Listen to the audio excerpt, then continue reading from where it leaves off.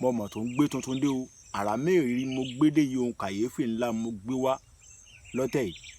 Ǹjẹ́ lẹ́yìn tí gbọ́ rí sẹ́ẹ̀ ti rí sọ́sẹ̀lẹ̀ lójú orin rí, sẹ́ẹ̀ ti ṣe kòǹgẹ́rì àbẹ́ ti gán ní ẹ̀rí nílẹ̀ Yorùbá.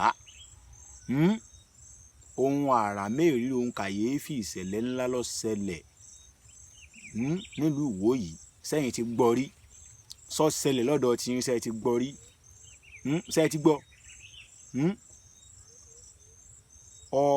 Èmi ò gbọ́ rí nínú ìtàn ìṣẹ̀dálẹ̀ Yorùbá o, pàápàá jùlọ nílùú Ìwó.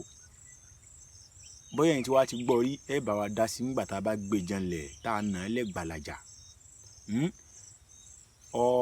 Ṣé ẹ gbọ́ pọ́ba aládé tó wà lórí àpèrè lọ́wọ́lọ́wọ́ ó gbéra pa ó sì gba ìlú Saudi Arabia lọ láti lọ jọ́sìn ní ìlànà mùsùlùmí nílùú Mẹ́kà.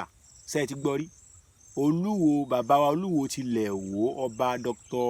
Abdulrasheed Adéwálé Àkànbí Ìlúfẹ́mi lóyè Tẹ́lúwàm, wọ́n ti gbéra pa àtàwọn àti olórí wọ́n ti lọ sí ìlú ànábì wa Muhammad sallallahu alayhi wa sallam láti lọ ṣèjọ́sìn fún ọlọ́ọ̀ba tó dá wọn.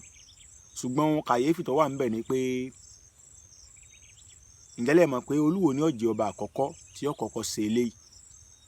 Mo lè sọ pé nílẹ̀ Yorùbá, pàápàá jùlọ nílùú Ìwó, tí ọba tí ó wà lórí àpèrè tí ó sì tó ń ta dé lórí tí ó sì lọ sílùú Saudi Arabia láti lọ jọ́sìn nílànà mùsùlùmí gẹ́gẹ́ bí ó ṣe jẹ́ mùsùlùmí. Ó gbára mọ̀ pé mùsùlùmí lolúwo tó sì fi ìjẹ́ mùsùlùmí rẹ̀ hàn. Ẹ̀yin ojúlówó ọmọ Yorùbá, ọ̀rọ̀ yìí a fẹ́ ká jọ gbé yẹ̀wò lórí ìkànnì Ojúlówó Ọmọ Yorùbá TV. Kí lẹ rí sí ìhà wo ló kọ sí yín?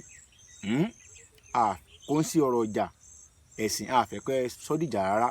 Ìhà àtọkọ sí yín ni ẹ jẹ́ ká gbọ́. Báwo ló ṣe rí lára yín? Só dùn mọ́ yín nú àbórí bákan lára yín gẹ́gẹ́ bí ọmọ Yorùbá? Ohun tá a fẹ́ mọ̀ nìyẹn. Ẹ jẹ́ a jọ gbọ́, ẹ jẹ́ a jọ wò, ẹ jẹ́ a jọ fọ̀rọ̀ jomitoro ọ̀rọ̀ lórí ọ̀rọ̀ yìí. Kí ni ẹ gbà lérò? Ṣé káwọn ọba míì náà ká bẹ̀rẹ̀ sí máa kọ́ṣe sí bàbá wa Olúwo tilẹ̀ Ìwó yìí ni àbí kò jẹ́ mọ́ bẹ́ẹ̀ nílẹ̀ Yorùbá? Ẹ̀yin Ojúlówó Ọmọ Yorùbá, wọ́n fẹ́ kẹ́ dá sí o. Ẹ rántí pé Ojúlówó Ọmọ Yorùbá òun la fẹ́ kọ́ dá sí ọ̀rọ̀ ìtọ́kàn rẹ̀ dá sínú rẹ̀ mọ́ tó sì lérò ńgbà tó dáa fún ilẹ̀ Yorùbá.